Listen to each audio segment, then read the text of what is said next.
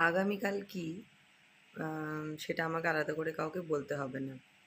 কিন্তু যেটা বলতে হবে সেটা হলো, রাস্তায় আজকে থেকে পতাকা বিক্রি হওয়া শুরু হয়েছে।